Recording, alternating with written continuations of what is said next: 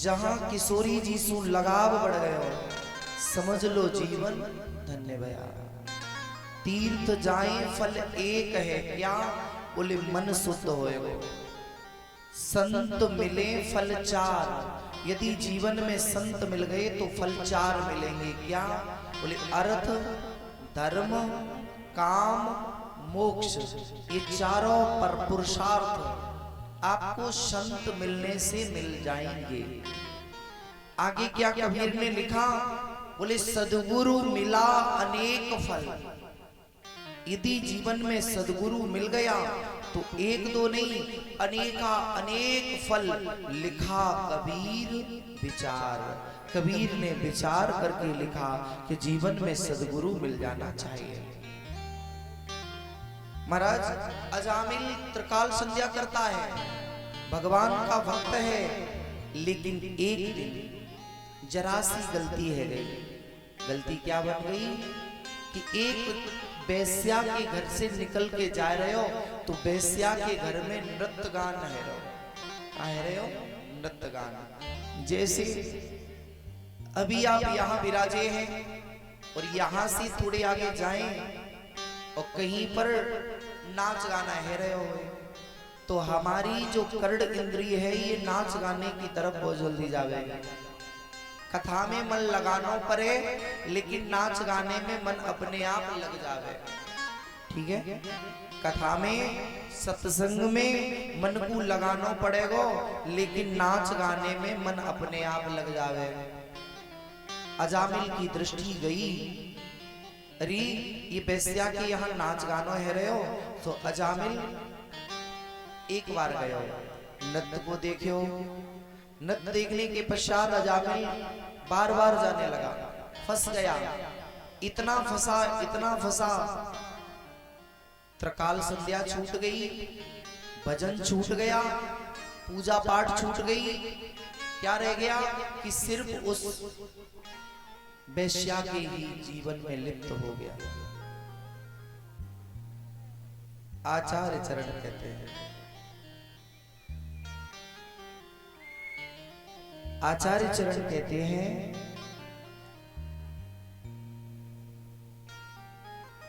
अजामिल ने जब अपनी पत्नी को छोड़ दिया, बेस्या के साथ में जीवन यापन करने लगा, एक दिन कई संत आ गए। हमारे जीवन में किया हुआ पुण्य जो कहीं न कहीं दबा होता है और जब मौका लगता है तो वो पुण्य हमारे सामने प्रकट हो जाता है। ये कृपा मानिए कि जब जीवन में संत सद्गुरु आचार्य हमारे घर में आए तो ये समझ लेना कि अब मेरे ऊपर ठाकुर की कृपा हो रही है। बिना ठाकुर की कृपा में हमें तीर्थ जाने को नहीं मिलेगा, हमें कथा नहीं मिलेगी, हमें संत के दर्शन नहीं मिलेंगे जब तक श्री ठाकुर जी की कृपा नहीं होगी। अजामिल के ऊपर कृपा भई, संतों की मंडली आई अजामिल से। किसी से पूछा भैया कोई विप्र हो तो बता दो, तो किसी ने कह दिया हाँ चले जाओ, अजामिल का घर है उधर। आए, बेश्या ने घर में रख लिया। बोले संत जी मैं आपको सीधा दे देती हूँ, आप प्रसाद बना के पा लेना। बोले हाँ। प्रसाद बनाया, ठाकुर जी को भोग लगा दिया। वैसे तो भोजन है, हम सबके घर में क्या बनता है, खाना बनता है या भोजन बनता है या प्रसाद बनता है। क्या बनता है, खाना। क्या बनता है, खाना। खाना खाओगे तो कहां जाओगे, खाना ही तो बनता है। भोजन कितने लोगों के घर में बनता है, तीन चीजें हैं ना, खाना भोजन और प्रसाद। चीज एक ही है।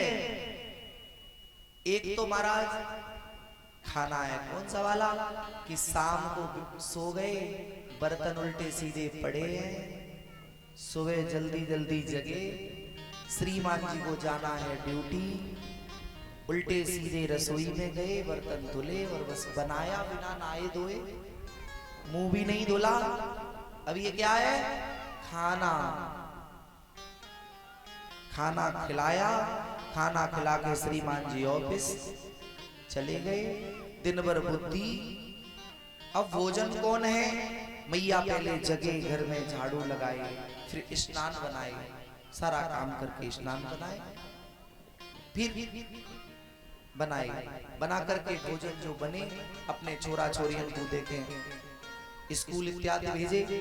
ये भोजन प्रसाद इन सबको करके पहली रोटी सीखे गऊ को दे दे, फिर घर में जैसा बना है वैसा ले जा करके घर के परमात्मा के सामने रख दे। और जब उसमें तुलसी का दल, तुलसी जी पधरा दे, और पधराने के बाद में जब वापस आएगा तो फिर भोजन नहीं बने रहेगा, न खाना रहेगा, फिर क्या बनेगा? प्रसाद बनेगा। मानस जी कहते हैं, तुम ही निवेदित भोजन कर, तुम ही निवेदित भोजन करगी, तुम ही निवेदित भोजन करगी, तुम ही निवेदित भोजन करगी, प्रभु प्रसाद पट भूषण करगी, प्रभु प्रसाद भोजन करगी। श्री राम जय राम, जय जय राम, श्री राम जय राम, जय जय राम। तुम्हें निवेदित भोजन करई, प्रभु प्रसाद पट भूषण धरई। जब भगवान को पवा दोगे और जब ठाकुर जी पालेंगे तो उसमें रस भर जाएगा। घर में कितना भी अच्छा खाना बनाना, होटल का खाना कितना भी अच्छा हो, लेकिन एक बार आप किसी संत के यहाँ खाना खा के देखे आना, वो खाना नहीं होगा।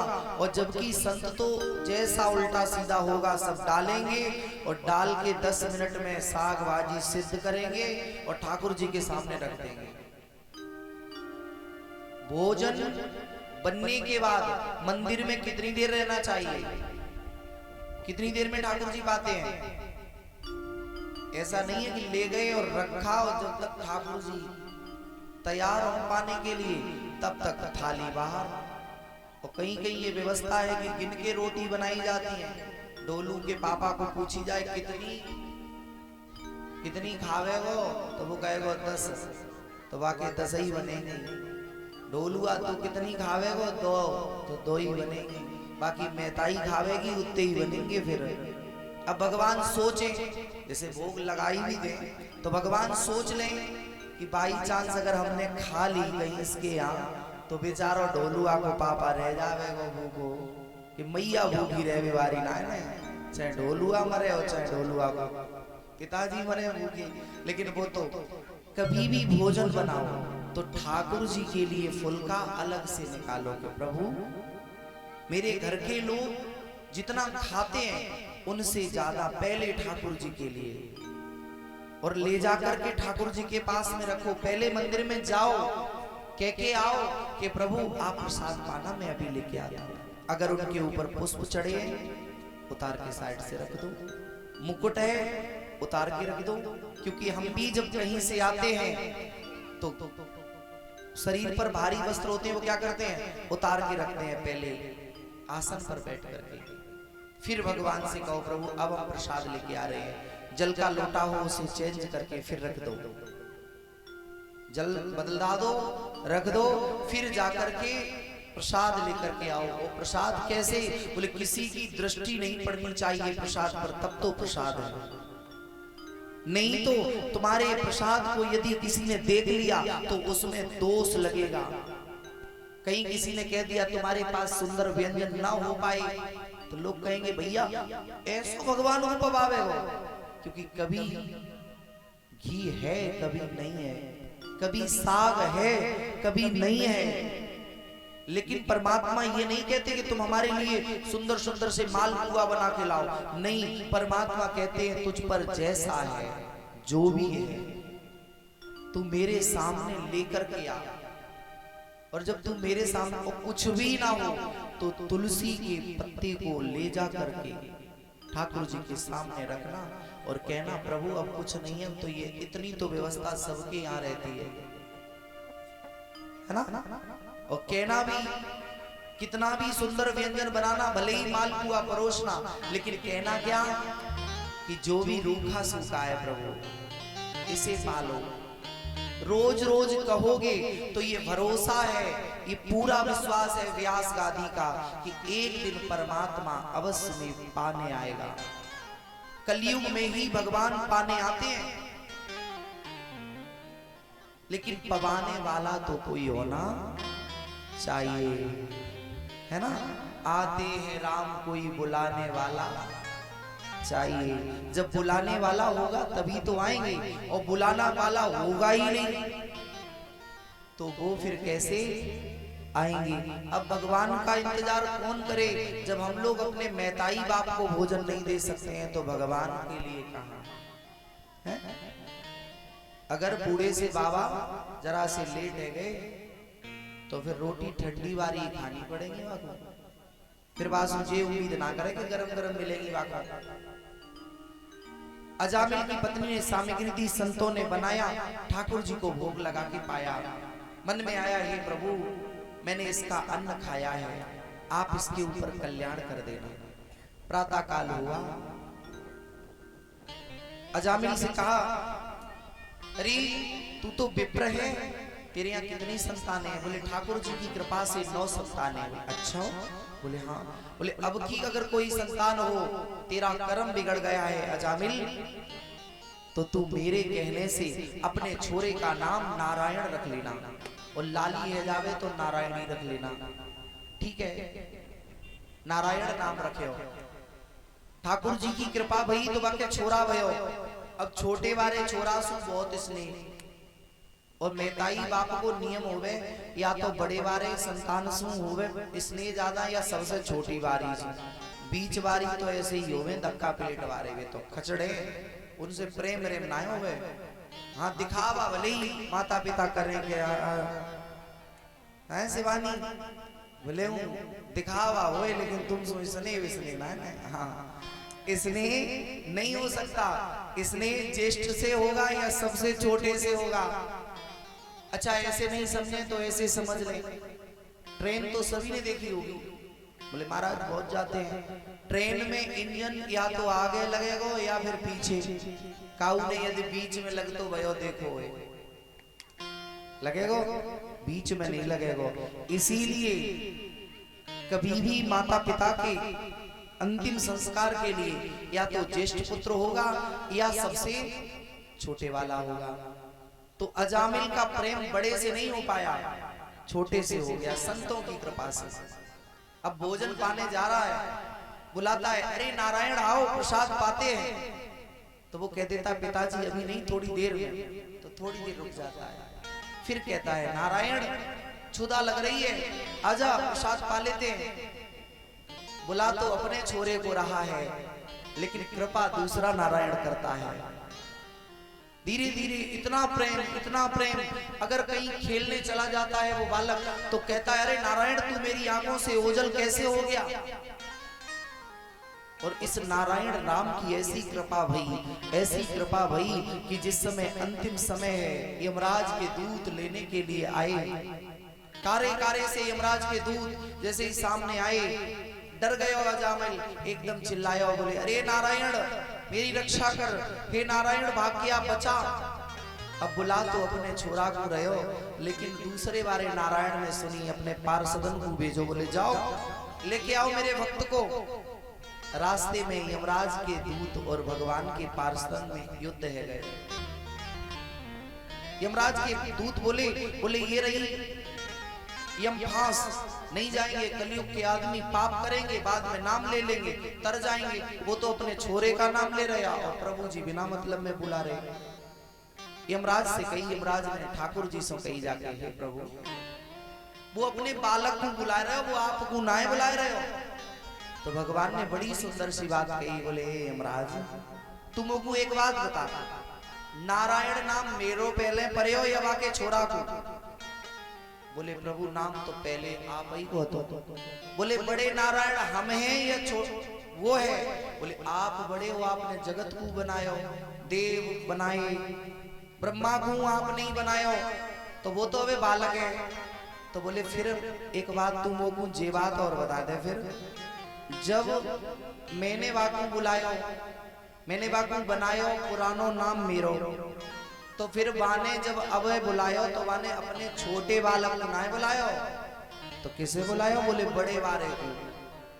वाने छोटे वारे नारायण को नहीं बुलायो, वाने बड़े वारे नारायण को बुलायो। 23 में आयो, यम के दूत ने कहा कि हे प्रभु, ऐसे कलयुग के लोग यदि बार बार आएंगे और यदि आपके नाम को लेंगे तो वो ऐसे ही भव से पार रह जाएंगे, वो पाप करते रहेंगे। तो भगवान ने कहा जाओ, मैं तुम्हें एक वरदान दे रहे हूं।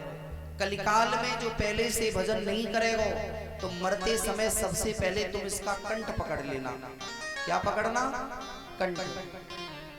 और आपने देखो एगो जो मरे वारे हुए उनके 2-4 दिन सु काऊ के महीनन सु गरो पैरे बंद है जावे। यदि जीवन भर भजन करोगे, नाम उस प्रभु का लोगे, तो भव से पार हो जाओगे। अजामिल ने नाम लिया, भजन किया, तो भव से पार हुआ। हो गए भव से पार लेकर नाम तेरा, हो गए भव से पार लेकर नाम तेरा, हो गए भव से पार लेकर नाम तेरा।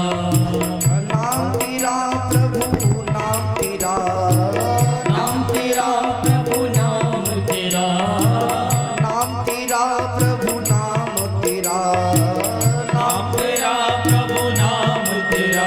सब हो गए भव से पार लेकर नाम तेरा, सब हो गए भव से पार लेकर नाम तेरा। वृंदावन बिहारी लाल की जय हो।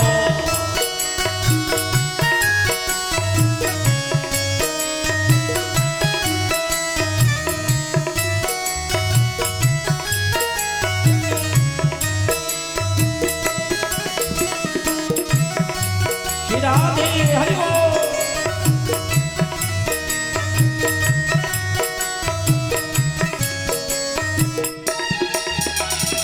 वाल्मीकि अति दीनहीन था, वाल्मीकि अति दीनहीन था, बुरे कर्म में सदा लीन था, बुरे कर्म में सदा लीन था। वाल्मीकि अति दीनहीन था, वाल्मीकि अति दीनहीन था, बुरे कर्म में सदा लीन था, बुरे कर्म में सदा लीन था। करी रामायण तैयार लेकर नाम तेरा, हरि रामायण तैयार लेकर नाम तेरा। सब हो गए भव से पार लेकर नाम तेरा, सब हो गए भव से पार लेकर नाम तेरा। हरि बोल।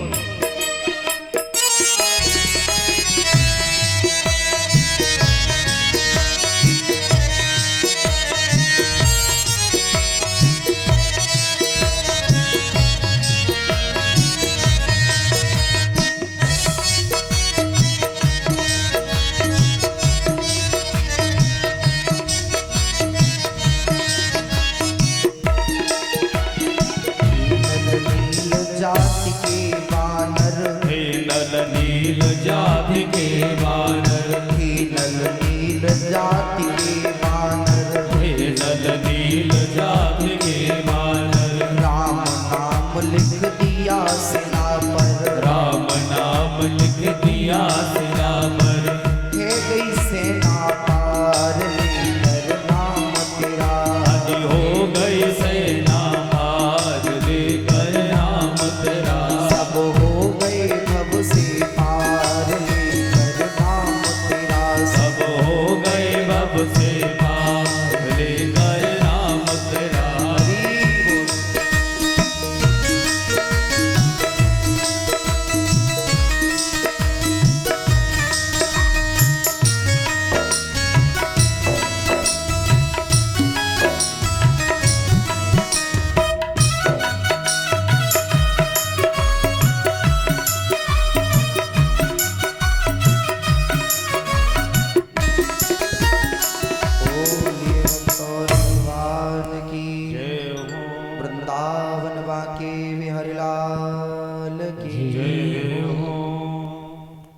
अजामिल का उद्धार भया। आगे महाराज आचार्य संत कहते हैं दक्ष की कन्याओं के वंश का वर्णन आता है। दिति के वंश का वर्णन आया, चंद्रमा की 27 पत्नियों का वर्णन आया। राजा श्री परीक्षित ने पूछा, बोले प्रभु अब आप मुझे किसी ऐसे भक्त की गाथा श्रवण कराओ जिसने हर परिस्थिति में परमात्मा को अपना माना हो और जिसका परमात्मा पर भरोसा अडिग हो। तो आचार्य चरण कहते हैं, राजन एक होता है विश्वास और दूसरा होता है भरोसा। विश्वास और भरोसे में कोई ज्यादा फर्क नहीं है, लेकिन यदि हमारे जीवन में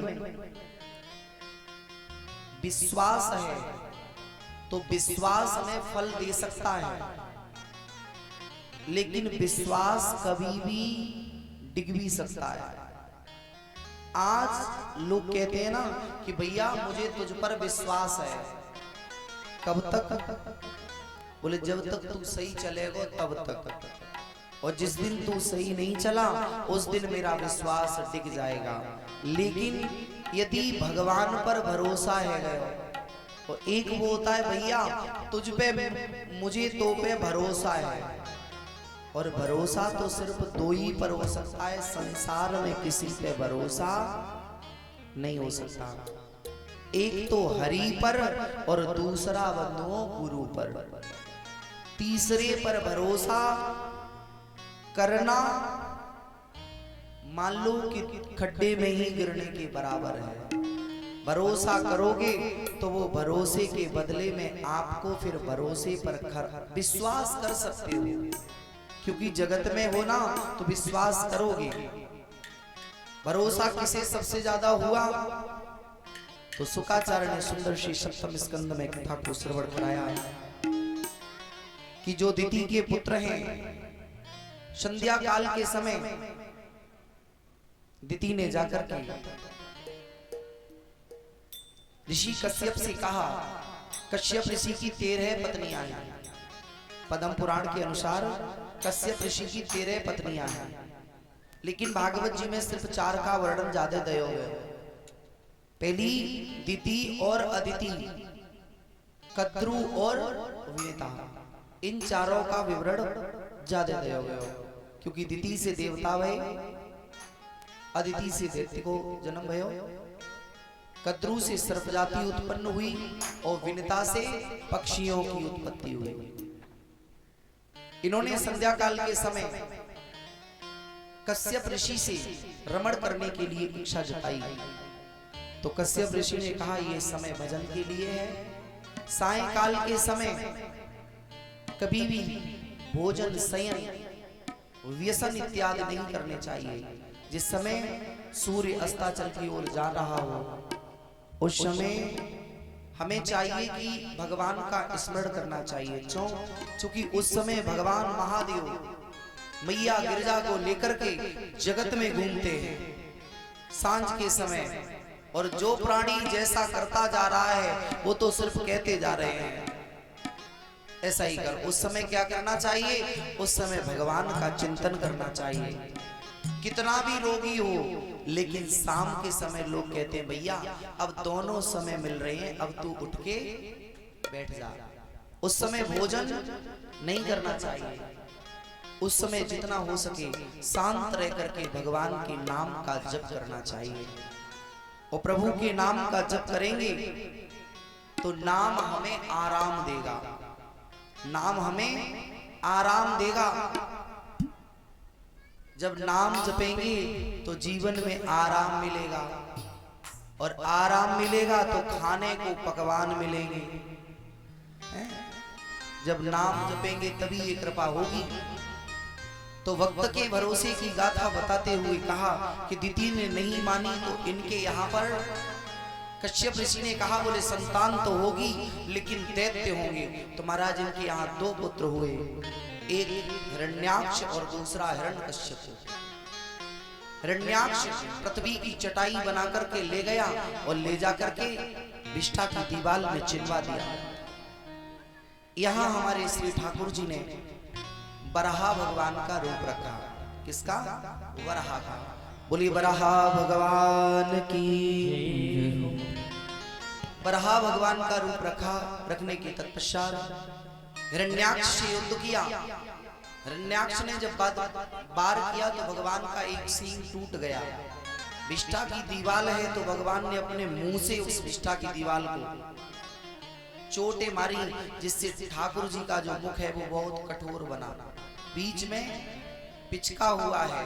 पूरा शरीर कोमल होगा शुक्र का, लेकिन जो आगे का मुंह होगा वो बहुत ज्यादा मजबूत होगा। ठाकुर जी पृथ्वी को अपने दोनों सिंगों पर लेकर के ऊपर आए तो शरीर में कीचड़ लग गया। उसी समय ठाकुर जी ने अपने शरीर को तेज से हिलाया। ठाकुर जी के शरीर से तो रोम टूट करके जमीन पर गिरे, जिससे हमारे यहाँ दो घास उत्पन्न हुई। कौन सी घासें उत्पन्न हुई? भगवान बाराहा के शरीर से दो घास उत्पन्न हुई। कौन सी घास उत्पन्न हुई? कौन सी घास? और एक तो सही है, दूसरी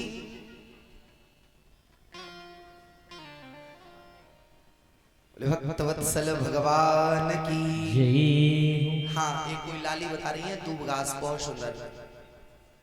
क्योंकि दूब घास इसीलिए कभी हम पूजा करते हैं ना तो कहते हैं दूरवा ले आओ। क्यों? क्योंकि भगवान के शरीर से उत्पन्न हुए हैं, इसलिए बराहा भगवान के शरीर से। दूसरी घास कौन सी उत्पन्न हुई? कुसा, दाव कुस, है ना। जब कहते बोले लाओ भैया यज्ञ कराएंगे तो क्या करना है? बोले पवित्र ही बनानी है। बोले काय को? बोले डाब लेके आओ पहले। या को पवित्र ही बनाए। और महाराज कभी भी आसन भी यदि कुसा का आसन है तो भजन में मन ज्यादा लगता है ना। जीवन में कुसा का आसन घर में होना चाहिए, पवित्र है, भगवान के शरीर से प्रकट गया होता। बदभया इसकी पत्नी ने बार बार कहा। हिरण्यकश्यप महाराज सोचने लगा क्या करें, तो हिरण्यकश्यप ने ब्रह्मा की तपस्या करी, ब्रह्मा जी से वरदान मांगी। ब्रह्मा जी ने एक ही वरदान मांगा, बोले मुझे अमर कर दो। तो ब्रह्मा जी ने कहा अमर नहीं कर सकते, या संसार में आयो है सो जाएगो, राजा रंग फकीर, कोई सिंहासन चढ़ चले, कोई बंधो जाए जंजीर। बस इतना ही अंतर है। जय जय सीताराम। विराजो महाराज। वैसे स्वामी जी लेट आते हो तुम? नहीं सोए लेट वैसे हैं।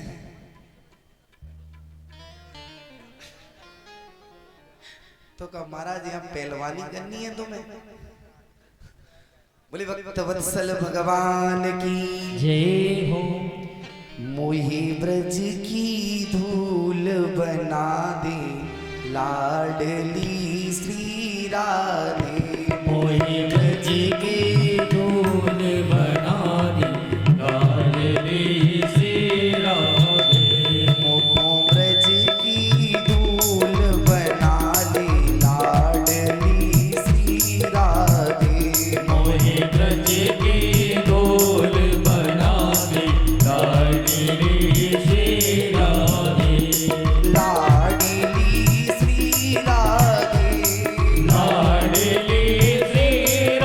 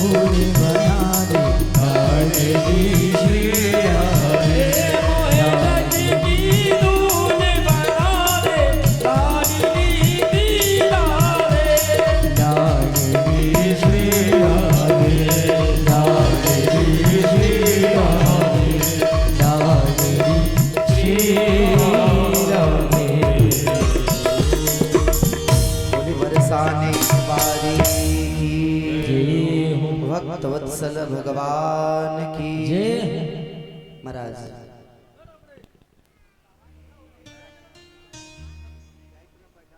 भैया डोकरी नाने खा कही जामे दादी जी अम्मा कह देते डोकरी कहूंगे तो बहुत वजन पड़ेगा हैं। मैयाओं से निवेदन है अपनी तरफ आए, इधर भैया वाली उसमें पार्टी में ना घुसे हैं। और पार्टी का ही महत्व है, अपने दल में रहेंगी तो फायदे में रहेंगी, वो दल बदलेंगी तो घाटा है जाएगा। हाँ वाह भैया तुमने चकाचक व्यवस्था कर दी। हाँ रखो ऐसे, आज तो नंद बाबा के यहाँ चकाचक बटेगो। हाँ आज देखो मुंह में पानी हुआ है वैसे तो नहीं, गुलाब जामुन वगैरह सारी व्यवस्थाएं परीक्षित जी ने एकदम बढ़िया चकाचक व्यवस्था कर दी है। अरे झूठ मत बोलो, जे लोग कांगे शाम को कहाँ गई पंडित जी वो रबड़ी गुलाब जामुन जो कह रहे थे। हाँ। अच्छा सबकी रबड़ी बन जाएगी फिर। बोले भक्त वत्सल भगवान की जय हो। वृंदावन बांके बिहारी लाल की जय हो। गणेशपुरा वासियन की जय हो। अब भाई आप ही की जय बोलनो पर है, वो 7 दिन आपको पाए रहे ना, तो आप ही की जाको खायो जाए बाको बजायो जाए हैं, तो खाए आपको रहे तो बजाएंगे ही भैया आपको है ना। हाँ सुंदर देखो बढ़िया बढ़िया पवाते हैं परीक्षित जी, दोनों टाइम तीनों टाइम। हाँ तीनों टाइम भाई जितने टाइम पा सको। आचार्य संत कहते हैं इसने वरदान मांगे, लेकिन इसने वरदान मांगते समय गलती कर दी। यदि हिरण्यकश्यपु यही कह देता कि हे ब्रह्मा जी मुझे या शरीर से भगवान की गोदी मिल जाए, तो बताओ क्या भगवान की ताकत थी इसे मारते? नहीं मारते, क्योंकि गोद में हमेशा पुत्र बैठता है, शत्रु को कोई गोद में नहीं बैठावे वो। लेकिन इसने तमाम वरदान मांगे, ब्रह्मा जी ने तमाम वरदान दिए। आया इसने अपने यहाँ वेरी रोज करा दिया, बोले कोई मेरे वेरी का नाम नहीं लेगा, हवन नहीं करेगा, यज्ञ नहीं करेगा, कथा नहीं करेगा, वेद नहीं पढ़ाएगा, सब बंद करो, आज से हम ही भगवान हो गए। और एक और बात बता दें कि इस जगत में जो जो भगवान बना, ठाकुर जी ने थोड़े दिन तो उनकी भगवानगिरी चलने दी, लेकिन बाद में ऐसी कृपा करी। और हमारे भगवान की एक खासियत है कि जो हमारे असली वाले भगवान है ना, वो कारागृह में जन्म ले और बाहर आ गए ना, जगत के बंधनों को काटने के लिए उस ब्रह्म ने सिखाया कि अगर मैं कारागृह में आ रहे हूं तो मैं बाहर आऊंगा तो मैं बंधन काट सकूंगा सबके। लेकिन हमारे संसार में जो नकली वाले भगवान बने ना, तो वो जन्म तो लयो जगत में और फिर बाद में कहां गए सब जानते हैं कि बाहर थे लेकिन फिर अंदर चले गए, है ना। जो एक बात ध्यान रखना चाहिए कि कभी भी नर नारायण नहीं हो सकता, नर नर ही रहेगा और नारायण नारायण ही होंगे। ये मुख्य सूत्र है। नर संत हो सकता, भक्त हो सकता, सब कुछ हो सकता। परमात्मा यहां तक कहता है मैं भक्तन को दास, भक्त मेरे मुकुट मणि। लेकिन ये नहीं कि भगवान बन जाए, नहीं। परमात्मा सिर्फ भगवान ने कह दिया वो तो हम ही रहेंगे, हमारे अलावा कोई दूसरा नहीं हो सकता है। इस गद्दी पे नहीं बैठा रहेंगे, संत बना देंगे, भक्त बना देंगे, हंस बना देंगे, परम हंस बना देंगे, लेकिन फिर भी अगर कहो हाँ जब तक तुम हमारी मानते रहोगे शास्त्रों की और संतों की, तब तक तुम्हें चलाते रहेंगे। ऐसी कृपा भगवान की भई।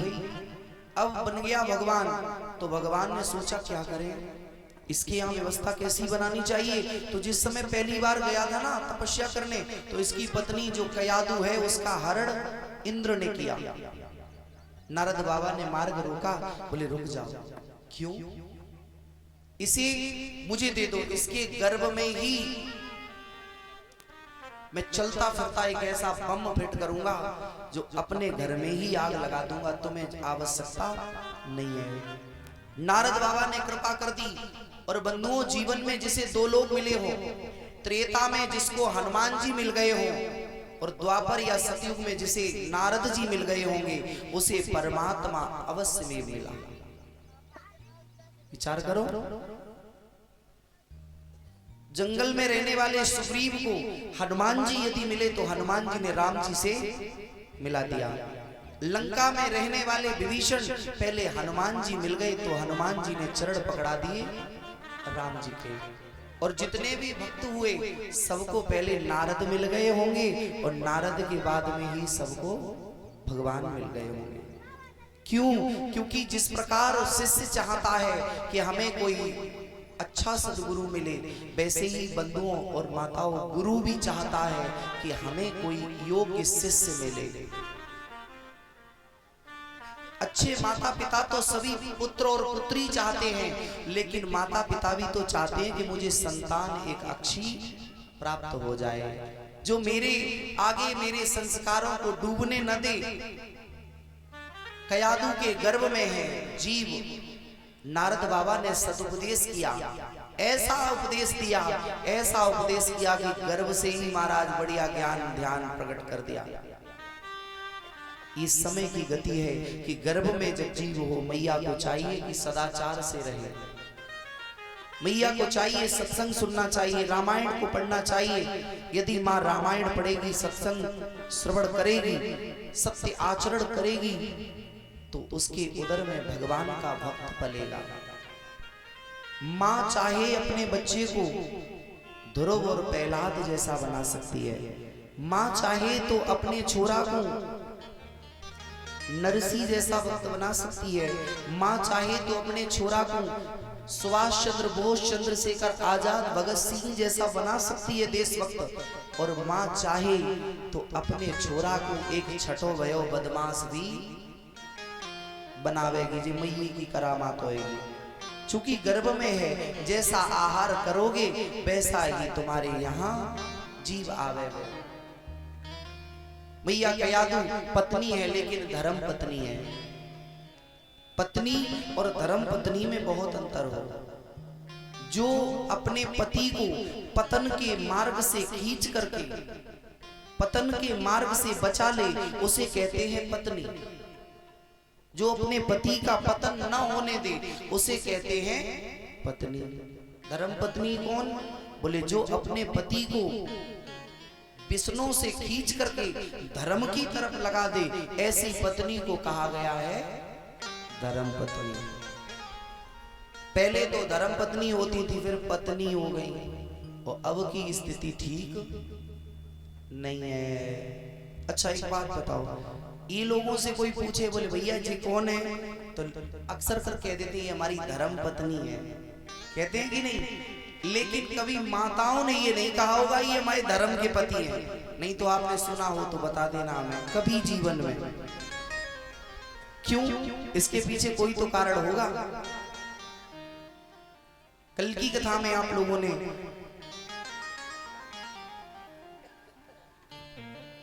अब विचार करें, क्योंकि अगर पति सत्कर्म करेगा और पत्नी न करे तो पति का सत्कर्म आधा मिल जाएगा। क्यों? क्योंकि वो उसकी अर्धांगिनी है।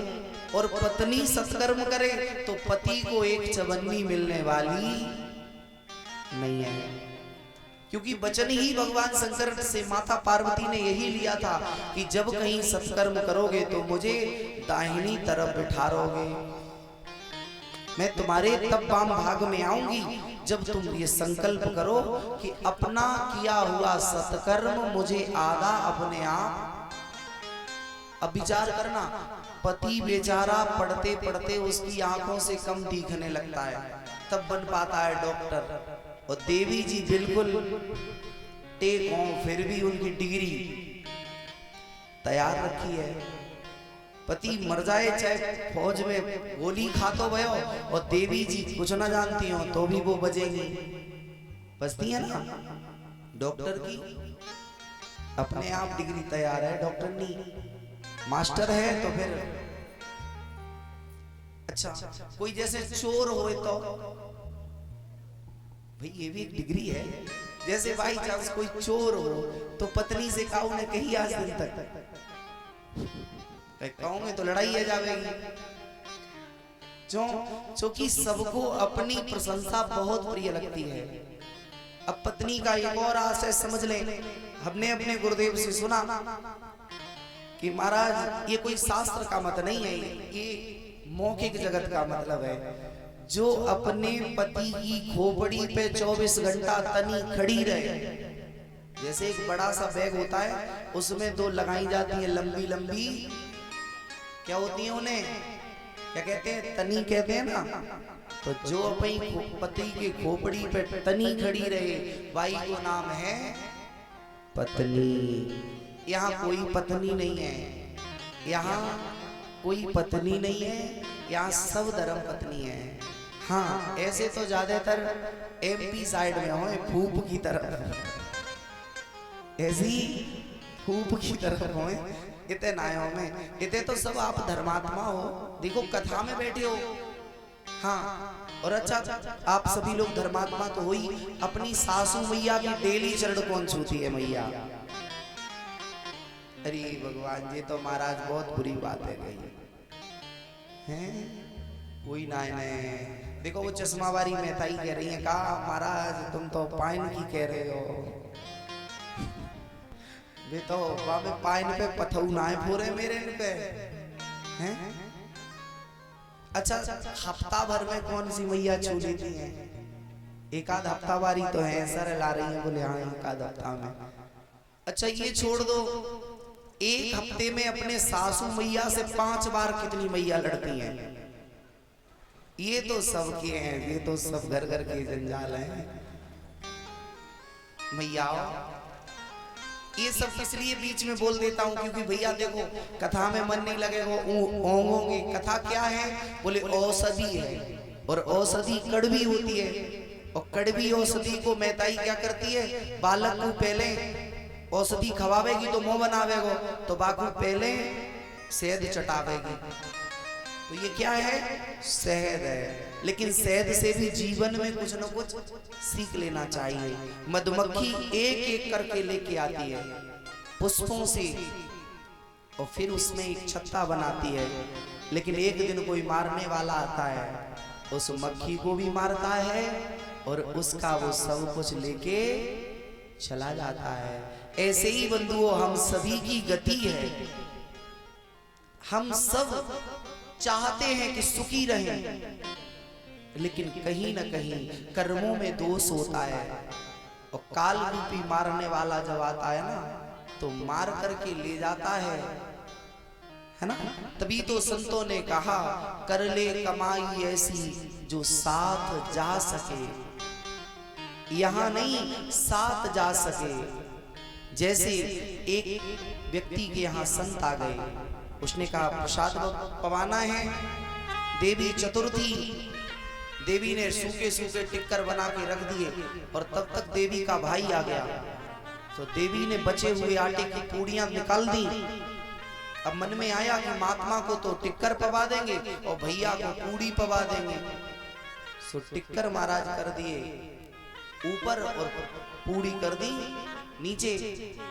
देवी जी को पड़ोस में जाना था, श्रीमान जी से कह गई बोले भोग लगा के और पवा देना। कैसे? और जब तक निकली तब तक ध्यान से निकल गई बात, ये प्रभु की लीला थी। मन में आया, कह दिया अरे जो ऊपर रखा है वो तो मेरे भैया को पवा देना, और जो नीचे है वो महात्मा को पवा देना।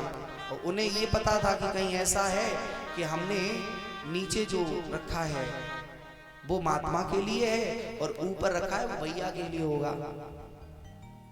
व्यक्ति गया, उसने जाकर के फुलका तो लिए, सूखे बिना घी बारे तो सारे साबुन पिवाए दे। और महाराज संत को प्रसाद बढ़िया से जिमायो। पत्नी आई, बोले काका जमायो? बोले ऊपर फुलका रखे थे कहा? बोले हाँ। बोले वो दे दे भैया को जमाए दे। बोले नीचे? बोले वो पूड़ी थी वो हमने संत जी को जमा दी। बोले तुमने अच्छा नहीं किया, तुमने मेरी बिल्कुल नाक कटा दी भैया के सामने। बोले अरे तेरी यहाँ नाक कटे चाहे ना कटे, यहाँ वाली तो जुड़ जाएगी, लेकिन मैंने संत को ये जो पूड़ी पवाई है ना, ये वहां जाकर के मेरी जुड़ जाएगी। एक बार यहाँ कट जाए तो चल जाएगी, लेकिन वहां की मेरी जुड़ जानी चाहिए। हम लोग किसके चक्कर में, बोले वहां जो कुछ होएगा सो देखे जाएगा, लेकिन यहाँ बेईमानी कर ले चकाचक। यहाँ बटुआ में पैसा होने चाहिए, यहाँ पर इसका लूट लिया, उसका लूट लिया, इसका बेईमानी की, सब कुछ किया, लेकिन अंत में बहुत पसारा करोगे तो कुछ हाथ में आने वाला नहीं है। पैसा कमाना गलत नहीं है, खूब मेहनत करके कमाओ, लेकिन इतना तो ध्यान रखो कि ये पैसा हम ला रहे हैं, ये आ कहां से रहा है, इसके पीछे का कारण क्या है। आर्य संत कहते हैं कयादू के यहाँ कृपा हुई, श्री ठाकुर जी की, नारद भगवान की करुणा है गई, तो इनके यहाँ पर भगवान की भक्त रूपी एक परमात्मा का भक्त प्रकट होता है। प्रहलाद अकेले नहीं है, इनके 4 भाई और हैं, तो इन्होंने जाकर के, छोटे से बालक हैं, और बालक ने कहा, बालक जब छोटे होंगे बोले जाओ जाकर के शिक्षा अध्ययन करने जाओ, तो प्रहलाद जी शिक्षा अध्ययन करने गए। जो महाराज शुक्राचार्य जी के छोरा हैं, इनको नाम है संड और अमर्क जी महाराज, 2 छोरा हैं जो रीच पर्वत पर विराजते हैं, उनके पास गए, शिक्षा अध्ययन करके आए। एक दिन किसी कुमारी के द्वारा ज्ञान भया, क्योंकि जो ज्ञान है वो हमारा छिपा रहता है, और कभी कभी जब किसी की बातें हमें शब्द ऐसे लगते हैं जो ज्ञान प्रकट हो जाता है, तब भी हृदय में जैसे दीपक में घी भी भरा है, बत्ती भी लगी है, लेकिन अभी वो जल नहीं रहा है। जलेगा कब, जब कोई आवेगा माचिस से एक तिल्ली निकाल करके उसमें,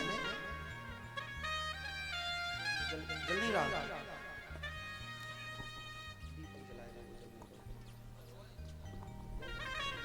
जल रहा है। भक्त और भगवान की, जब कोई आवेगो तो वो उस दीपक में एक तिल्ली निकाल करके जब लगावेगो तो दीपक प्रज्वलित है जावेगा।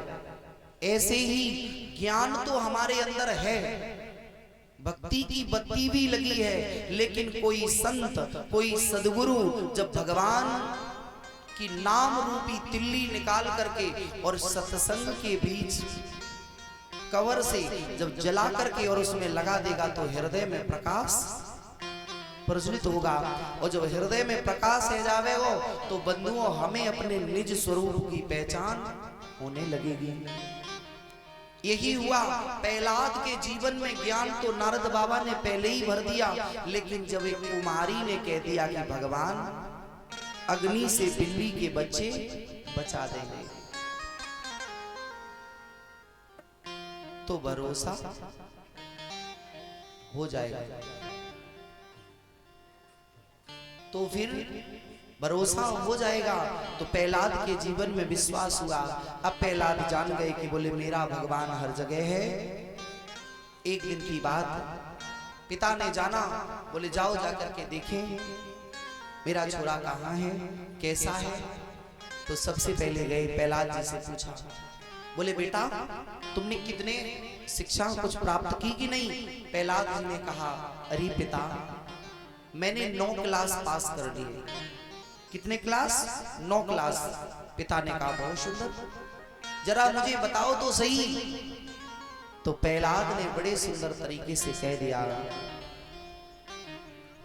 कि हे पिता, सबसे पहले भगवान की कथा श्रवण करनी चाहिए। श्रवणम कीर्तनम, बोले पहले श्रवण करनी चाहिए भगवान की कथा। एकदम हिरण्यकश्यपु ने कहा, बोले जे कहां से सीख के आए हो? पहले श्रवण करो, फिर कीर्तन करना चाहिए, फिर स्मरण करना चाहिए, फिर पाद सेवनम, भगवान के चरणों की सेवा करनी चाहिए, अर्चन करना चाहिए, भगवान की वंदना करनी चाहिए। उसने सुनते सुनते सोचा ये तो उल्टी पढ़ाई है गई। लाला तो ये कहां से सीख आया, ये तेरी पढ़ाई नहीं है। बोले नहीं पिता, यही तो वास्तविक मेरी पढ़ाई है। जीवन में जब हम कीर्तन श्रवण करेंगे, भगवान की कथा सुनेंगे, तो हमारे हृदय में प्रेम होगा, और जब प्रेम होगा तो हमें वो परमात्मा प्राप्त होगा। हिरण्यकशिपु ने कहा तूने बहुत गलत किया। पिता का जो पुत्र के प्रति प्रेम था वो नफरत में बदल गया। नवदा भक्ति सुनते ही महाराज श्रवण भक्ति जो है वो परीक्षित जी महाराज को प्राप्त हुई, जिनकी कृपा हुई, जो हम सभी आज कथा को श्रवण करते हैं। कीर्तन की भक्ति यदि किसी को मिली है तो वो नारद सुखदेव को प्राप्त हुई है। स्मरण की शक्ति अगर किसी को मिली है, ध्यान की शक्ति मिली है, तो प्रहलाद और ध्रुव के नाम आए हैं। पाद सेवा में अगर किसी की मिली है तो महाराज लक्ष्मी जी केवट को पैर की सेवा परमात्मा ने प्रदान की। अर्चना मिली तो महाराज पृथु और उपजा को मिली। दास्य का भाव यदि जीवन में किसी के आया तो सिर्फ हनुमान जी, दासानुदास हनुमान जी ही हैं। अगर परमात्मा से मैत्रीय भाव किसी का रहा तो वो साख्य भाव में स्वयं अर्जुन को ही भगवान ने रखा। और आत्म निवेदन में दो लोगों का नाम आया, पहले जटायु और एक महाराज बलि, जिन्होंने आत्म बलिदान भगवान को कर दिया। एकदम से हिरण्यकशिपु ने कहा ये तो गलत हुआ, और महाराज नौदा भक्ति बताई तो हिरण्यकशिपु ने अत्याचार किया। यहां तक अत्याचार किया, पर्वत से गिराया, कभी खम्मोस जल से फिकवा दिया, जल में काले सर्पों से डसवा दिया, लेकिन भक्त के हृदय में कोई परिवर्तन नहीं हुआ। संत भक्त बीज पलटे नहीं, चै युग वीत जात अनंत, ऊंच नीच घर उपजे, पर रहे संत को संत। जीवन में ऊंचे नीचे घर में आ सकता, लेकिन कभी ज्ञान की विस्मृति नहीं होगी। इसी ने अपनी बहन के द्वारा भी मारने की कोशिश कराई, अंत में बहन भी जलकर के भस्मीभूत हुई, लेकिन प्रहलाद का बाल भी बांका नहीं हो सका। आचार्य चरण कहते हैं बार बार थक गया तो इसने कहा कि तेरा भगवान कहाँ है? तेरा भगवान है तो है कहाँ? आखिर तू मुझे बता। आचार्य चरण कहते हैं प्रहलाद ने एकदम मुंह से निकल गया धोखे में कि मेरा भगवान इस खम्मे में है।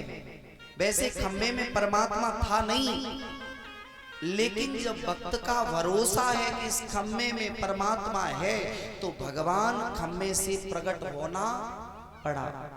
इसी के लिए भगवान ने कहा है भक्तन ने मोहु नाना भांति नचायो, लोक लाज तज इन्हीं काज हित, बैकुंठ बिसरायो, भक्तन ने मोहु नाना भांति। उस खम्मे में भगवान नहीं है, लेकिन जब कह दिया पिता से कि इसी में भगवान है तो उन्होंने कहा कि अब तू दिखा, तेरा भगवान इसमें है तो इसको स्पर्श करा। प्रहलाद ने भगवान से प्रार्थना करी, हे प्रभु अभी तक तो मैंने कभी आपके दर्शनों की लालसा नहीं की, अब दर्शनों की लालसा चाहता हूं। ठाकुर जी ने कृपा कर दी तो महाराज प्रहलाद ने जैसे स्पर्श किया, खम्मा फटा, तलवार का प्रहार किया। भगवान हर जगह है। कैसे? एक संत ने बड़ा सुंदर सा सूत्र दिया, नाम के अक्षर चौगुने कीजे। कोई भी नाम हो उसके अक्षर 4 गुने कर लो। नाम के अक्षर 4 गुने कीजे, 5 मिलाए पुण्य 2 गुण कीजे। 8 को भाग दिए रघुनाथ जी, और शेष बचे वहां पर चित्त दीजिए। जैसे मान लो कोई भी नाम आप ले लीजिए, जैसे शब्द है तलवार। क्या है? तलवार। तलवार में कितने अक्षर हैं? 4। तलवार 4 हो गए। नाम के अक्षर चौगुने कीजिए, 4 चाकू 16, 5 मिलाए पुण्य 2 गुण कीजिए, 16 में 5 मिलाओगे तो कितने हो गए? 21। 21 दूनी 42। 8 का भाग दिए रघुनाथ जी, 8 पन 40 और 2 बचे शेष। यही तो रकार और मकार है, यही तो राम है। तभी तो मानस में लिखा हरि व्यापक सर्वत्र समाना, हरि व्यापक सर्वस्य समाना, हरि व्यापक सर्वत्र समाना, हरि व्यापक सर्वत्र समाना, प्रेम से प्रकट मोहि नहीं जाना, प्रेम से प्रगट होए नहीं जाना, प्रेम से प्रगट होए नहीं जाना। प्रहलाद ने कहा पिता तेरे हाथ में जो तलवार है इसमें भी मेरा भगवान है और खम्मे में भी भगवान है। कोई भी आप ऐसा नाम लेकर के देखें जगत का, सब में राम समाया है। कोई बात नहीं है, बर्रैया है तो है ही अपना, खावेगी तो खावेगी और नहीं खावेगी तो जावेगी। सच में अब भाई वो आ गई तो आई गई। एक जगह हम कथा कह रहे, पिछली वर्ष की बात है, सो महाराज वहां बंदर ज्यादा रहे, किसनी की बात है, तीसरे दिन की कथा। जो बार बार बंदर भगवान आए, हनुमान जी महाराज प्रसाद लेके सटकता है। तो अच्छा गलती मेरे से ये भई कि हमने एक भैया से कह दी, बोले उते बैठ जाओ डंडा लेके। अब भाई प्रसाद है ठाकुर जी का, किस रूप ना जाने किस वेश में नारायण मिल जाए, वो आए उठा के भाग जाए। इधर से जब तक कोई खड़ा हो तब तक वो इधर से प्रसाद नहीं रहने दे, तो 2 छोरा खड़े कर दिए, खड़े आ जाओ डंडा लेके। महाराज जब उनके प्रसाद में विघ्न पड़ा तो दास कथा कह रहा, सो एक जाने कहां से टपका सीधा व्यासपीठ पे, एक पीछे से मेरे लगाया कस के। बिल्कुल आपसे यथार्थ बात कह रहा हूं। जैसे ही मारा हमने कहा रीजिए क्या बीमारी है भैया, मुझे तो फल ऐसे है उते राखो भैया, हम नहीं कह रहे कि तुम खाओ या न खाओ, भगवान है।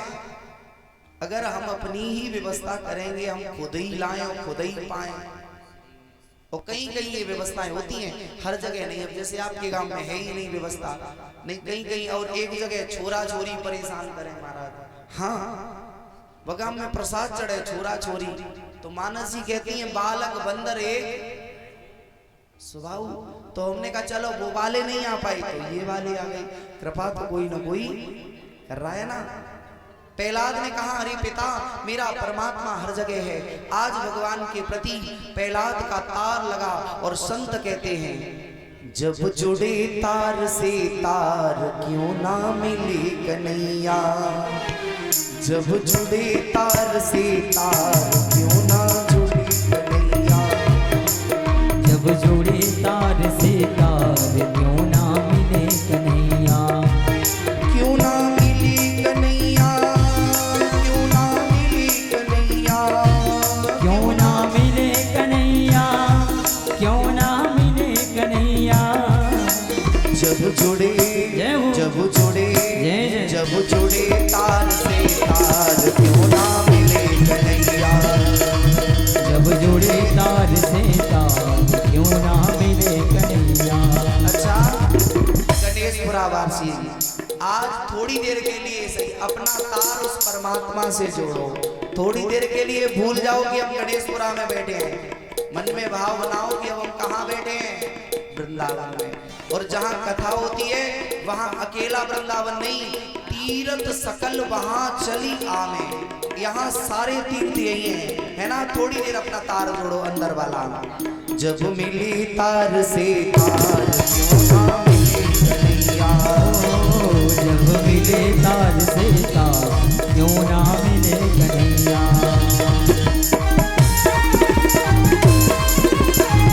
वृंदावन बिहारी लाल की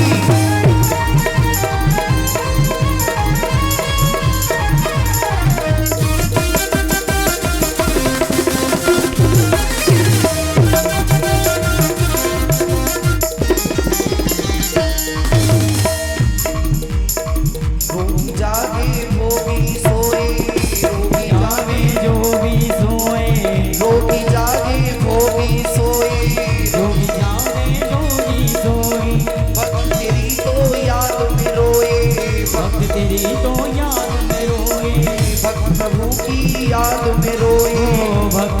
की याद में रोए। जब होवे जब होवे जय जय। जब होवे सच्चा प्यार क्यों ना मिले कन्हैया।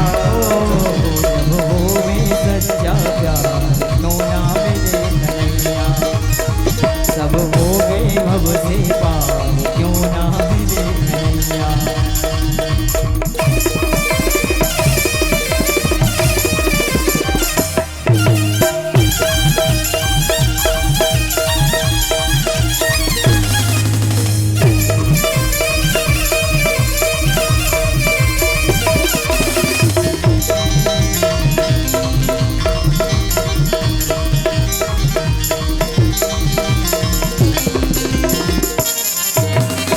बोलिए भक्त और भगवान की। जब सच्चा तार प्रहलाद का जुड़ा, हृदय का तार जब हृदयेश्वर से जुड़ा, हृदय में बसा हुआ है परमात्मा। और जब तक प्रभु का हृदय में पास अगर हमारे में नहीं है तो मंदिर में कितने भी सुंदर भगवान हो, है ना। कभी कभी भगवान से कहा करो कि हे भगवान तुम मंदिर में ही बैठे रहते हो, मंदिर से निकल के कभी इस मंदिर में भी आ जाओ। और हम लोगों ने इतनी अच्छी व्यवस्था कर दी कि ठाकुर जी को ले जा करके मंदिर में बिठा दिया।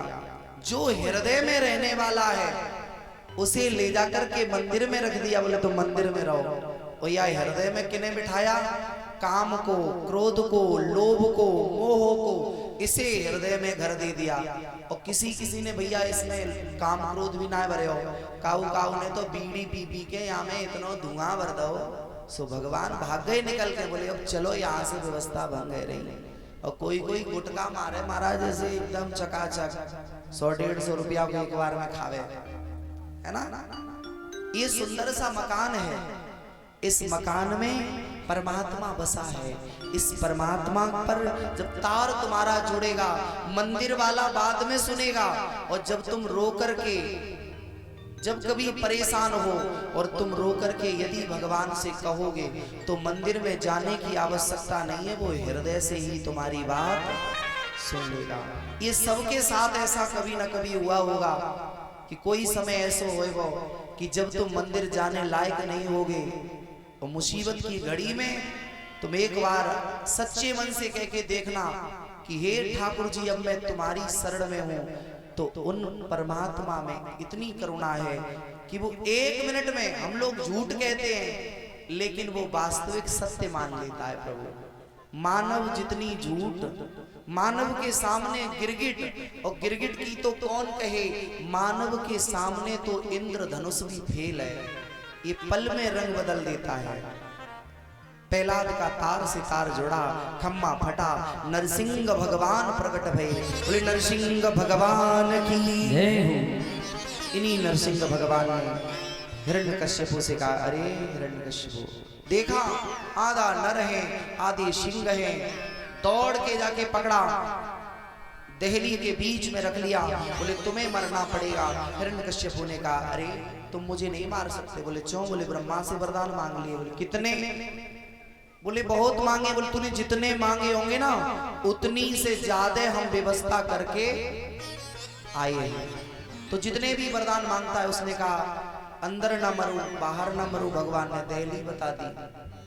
उसने कहा ऊपर न मरूं नीचे न मरूं, भगवान ने घुटनों पे लटका लिया। बोले देखो जमीन तक पांव पहुंच रहे हैं। बोले नहीं।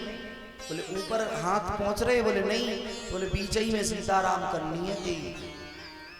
बोले मुझे ना तो अस्त्र से मारो ना शस्त्र से। भगवान ने तीखे तीखे नाखून दिखा दिए। बोले मैं ना जिंदा से मरूं ना मुर्दा से। तो भगवान ने कहा ये दो चीजें ऐसी हैं, ये ना जिंदा है ना मुर्दा है, दो, एक बाल और एक नाखून। ये काट दो तो इनमें दर्द नहीं होता है, तो इसका मतलब ये मरे हुए हैं। लेकिन थोड़े दिन बाद ये पुनः उगाते हैं, तो इसका मतलब ये जिंदा है। ये परमात्मा की व्यवस्था है। अब महाराज भगवान ने सोचा, उसने कहा कि मैं वर्ष के किसी महीने में न मरे। तो भगवान ने कहा चिंता ना करो भक्तराज, तुमने तपस्या करके मेहनत की है, तो हमने भी मेहनत करके 1 महीना एक्स्ट्रा बना दिया तुम्हारे लिए। उसमें तुम्हारा ही वध करना है और किसी का कुछ नहीं करना। व्यवस्था तुम्हारे लिए बनाई हमने। बोले मैंने वरदान मांगा कि मैं ब्रह्मा के द्वारा बनाई हुई सृष्टि से भी ना मरूं। बोले अरे भले आदमी, तुम मोकू एक बात बता, मैंने ब्रह्मा को बनाया कि ब्रह्मा ने मोकू बनाया? बोले प्रभु आपने एक दो नहीं, आपने तो करोड़ों ब्रह्मा बना डाले। तो बोले अब तो मरने को तैयार रह जाओ। आचार्य चरण कहते हैं भगवान ने तीखे तीखे नाखून हृदय में फाड़े, अंतः कड़ियों को निकाल लिया और निकाल करके हमने किसी पूज्य संत के द्वारा श्रवण किया कि भगवान हिरण्यकश्यपु की जो अंताकड़ियां हैं, जिन्हें आंतें कहते हैं, उन्हें निकाल करके देखते हैं और देख करके अपने गले में धारण करते हैं। क्यों? राजा श्री परीक्षित ने पूछा तो भगवान ने एक ही बात कही। भगवान ने सोचा अरे ये भले ही दुष्ट है, लेकिन इसके घर में मेरा एक भक्त प्रकट हुआ है, कहीं देखे तो सही कौन सी आत्मा के अंताकड़ियों के अंश से इसके यहाँ ये बालक जन्म हुआ है। अरे इसमें चाहे कैसे भी हो, भगवान प्रहलाद को उठाते हैं, गोद में लेते हैं, अपनी जिह्वा से चाटते हैं भगवान। ये परमात्मा की करुणा है। परमात्मा को नरसिंह बनने की आवश्यकता क्या है? परमात्मा ने सोचा कि यहाँ मैं वात्सल्य लुटाना तो जानता हूं, लेकिन वात्सल्य लुटाऊं तो लुटाऊं कैसे? तो भगवान को लगा कि जिस प्रकार एक बछड़ा जब सांझ के समय गोधूल बेला हो, गाय चुन करके आए सांझ को और बछड़े को ढीलना, तो बछड़ा भाग करके अपनी माँ के पास जाएगा, तो मैया फिर ये नहीं देखेगी कि ये धूल में लिपटा है कैसा। भगवान ने कहा कि मैं पशु वाला सुख लेना चाहता हूँ, पशुओं में कितना वात्सल्य है, तो मैं अपने भक्त को चाट करके ये सुख लेना चाहता हूँ। परमात्मा ने प्रहलाद को ऊपर से नीचे तक चाटा। प्रहलाद की आंख से आंसू निकले, भगवान अपनी जिह्वा से चाट लेते हैं। ये भाव जगत की बात है कि जब परमात्मा किसी भक्त पर करुणा करने के लिए आ जाए तो वो सब कुछ भूल जाता है। मैं क्या था क्या नहीं था, विचार करके देखो कि जब परम भक्त बैठा गोद में और भगवान उसके आंसुओं को अपनी जिह्वा से चाट रहे हैं, कह रहे हैं लाल अगर तूने एक आंसू निकाल दिया तो हृदय फटेगा मेरो। क्यों? तूने मेरे नाम के प्रति बहुत कष्ट झेले हैं लाल, तेरे पिता ने तुझे मारा है तो इसीलिए तुम्हारा तूने मेरे नाम को लिया। और महाराज संसार में भी नियम है, यदि तुम भगवान का नाम लोगे तो दुनिया तुम्हें चैन से जीने नहीं देगी। पूजा करने के लिए जाओगे तो लोग क्या कहेंगे, नौ से मुंह से खाए अब हज क्यों जा रहे। अरे भाई जब सुधरे तब सुधरे, कर तो रहे हैं पूजा जैसी भी बने। पूजा में कोई नियम नहीं है, नियम ज्ञानियों के लिए है और भक्तों के यहाँ नियम कोई नहीं होते हैं, क्योंकि भक्त ने तो जो जिस तरह से भगवान को भजा वैसे ही भगवान मिल गए। सबने देखा ठाकुर जी बड़े क्रोध में हैं, तो एकदम से जाकर के भगवान नारद ने जाकर के लक्ष्मी जी से कहा। एक बार लक्ष्मी मैया भगवान के चरण दबा रही थी, चरण चाप रही थी। वैसे तो लक्ष्मी मैया नित्य ही चरण चापती हैं, लेकिन लक्ष्मी मैया चरण चाप रही, सो भगवान के चरण बहुत कोमल है। अच्छा, सबसे कोमल क्या वस्तु है? सबसे कोमल वस्तु जनरल नॉलेज की बात है, सबसे कोमल किसे कहा गया? सबसे कोमल क्या है? चुप बैठो। सबसे पहले क्या कहा? सबसे कोमल क्या है? सबसे बिल्कुल महाराज कोमल, बिल्कुल कोमल। सबसे कोमल क्या? अब कोई कुछ कह रहा कोई कुछ, लेकिन नहीं, इधर से भी एक जवाब आया, कमल। क्या है? कमल कोमल नहीं है, सबसे कोमल है कमल। अब विचार करना, कमल से भी कोमल क्या है? क्योंकि कमल जल के ऊपर रहता है ना, तैरता है बिल्कुल ऊपर और खिला होता है नीचे। तो जिसकी जड़ संसार में है और शिखर जिसका परमात्मा के ऊपर है, जैसे हम लोग संसार में हैं और हमारी जो हृदय रूपी कमल है, हृदय को क्या कहा? हृदय रूपी कमल। कहते हैं ना हृदय कमल, नाभि कमल, कहते हैं ना शरीर में कितने कमल हैं। अब उसे छोड़ दो शरीर के कमलों को, ज्यादा भीतर घुसने से क्या लाभ है, उतने ही रहो। हाँ हाँ महाराज कमल सबसे कोमल क्या है, कमल। अब कमल से भी कोमल क्या है, बोले कमल के फूल पर बैठती है लक्ष्मी जी, उनका नाम क्या है, कमल से कोमल है कमला। क्या नाम है उनका, लक्ष्मी जी का एक नाम कमला भी है। कमल है कोमल और कमल के ऊपर बैठती है कमला, तो कितनी कोमल होगी। और फिर वही कमला चरण चाप रही है परमात्मा के, तो मेरे प्रभु के चरण कितने कोमल होंगे।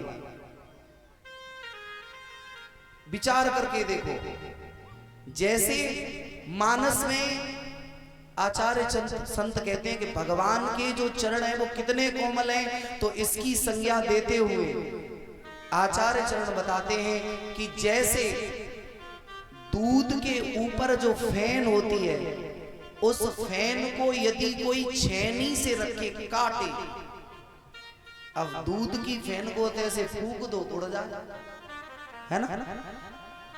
उसे जितना छेनी से काटने में समय लगेगा, उससे भी कोमल भगवान के चरण है। तभी उन्हें कहा गया चरण कमल। क्या कहा गया, चरण कमल। चरण कमल बंदो हरि राई। जब उनकी चरणों की रज की वंदना की, अब मैया चरण चाप रही, सो धोखे से भगवान के जरा सी पीड़ा हुई। ठाकुर जी ने नेत्र बंद किए, खोल लिए एकदम, बोले देवी इतनी तेज चरण चाप रही हो, कितनी कोमल मैया लक्ष्मी होंगी। और वो जब चरण चाप रही हैं, और आज कल मेहताई चापे चरण अपनी अपनी सास होंगी, अब नहीं चापती, वो जमाना गया। तो चापती थी तो पहले क्या करती थी, 2-4 मिनट तो सीधे सीधे दबा रही, और जब मन हट गया सो अंगूठा ऐसो लयो, वो मांस में ऐसे, जो डर की वजह से खुद ही कहते, बोले बहू सो जा जाके, तू तो है गई सेवा। और अब के समय में स्थितियां यही हैं कि मेहताई को ये नहीं समझना चाहिए कि डोली में बैठ के, मारुति कार में बैठ के हमारी बहू आ रही है, नहीं समझना चाहिए। क्या समझना चाहिए, बोले डोली में बैठ के मेरी सासू माँ आ रही है, तब तो मिले वो, नहीं तो है व्यवहारों का चुना है ना। सो भगवान ने कहा कि तुम तेजी से चरण चाप रही हो। मैया ने कहा प्रभु इतने कोमल हाथों से इतने धीमे धीमे चाप रही हो, इसका मतलब तुम इतने कोमल हो। भगवान ने कहा देवी जब मैं कोमलता पर आता हूं तो इससे भी कोमल हो सकता हूं, लेकिन जब मैं कठोरता पर आता हूं तो वज्र मेरे सामने फीका पड़ जाता है। मैया बोले ये बात नहीं है, कभी कठोर बन के दिखाओ तब तो हम जाने। सो एकदम भगवान ने कही देवी मेरा क्रोध का रूप नहीं देखो। बोले नहीं, आप कितने भी क्रोध में होना, लेकिन मैं आपके सामने आ जाऊंगी तो आपका क्रोध शांत हो जाएगा। सो भगवान ने कही ठीक है, मौका लगेगा तो दिखाएंगे। सो नारद बाबा ने जान ली, बोले आज बढ़िया सा मौका है, भगवान क्रोध में, लेके आओ जल्दी से मैया को। सो एकदम गए मैया से, कही मैया आज प्रभु जी क्रोध में है, चलो। लक्ष्मी मैया सुंदर सा श्रृंगार बनाई। अब जो साक्षात माया है उसके रूप की सौंदर्य की क्या कहना।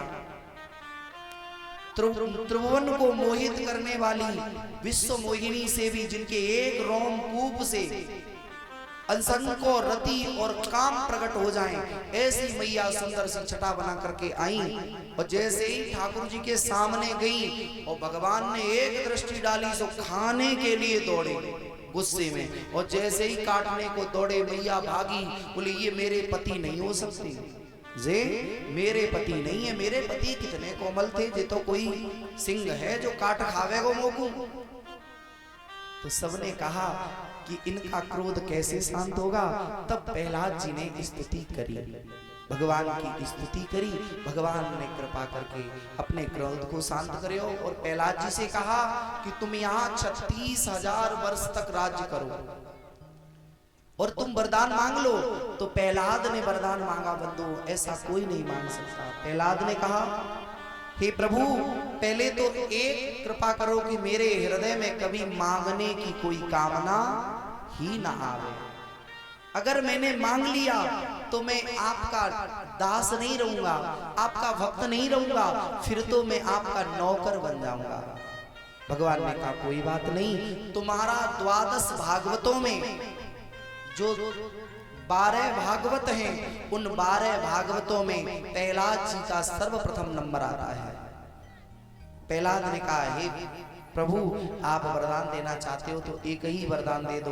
बोले मंजुल हमारे पिता प्रभु अपने वैरी को दीजियो सो धाम नाथ यही वर दीजियो। जो मेरा पिता है उसने बहुत पाप किए, हे प्रभु मैं आपसे प्रार्थना कर रहे हूं कि तुम मेरे पिता को अपनो धाम दे दो। वही समय पे भगवान ने कही अरे लाला प्रहलाद जो मेरे हाथन से मरे हो बाकी तो मेरो धाम मिलेगो ही, तू पहले तो कुछ मांग ले।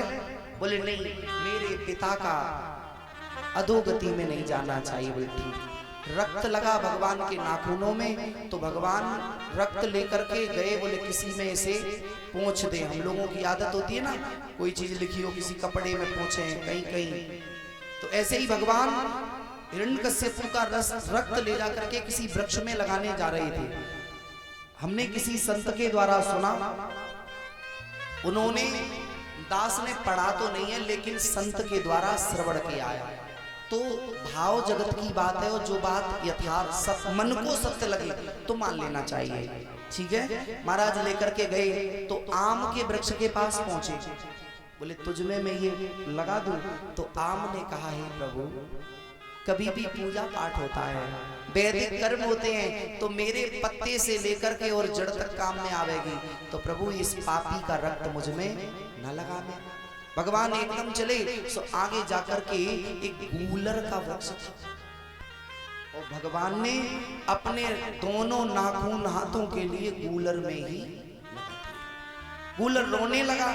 जब रोने लगा उसने कहा प्रभु तुमने ये बहुत गलत कर दिया। बोले क्या?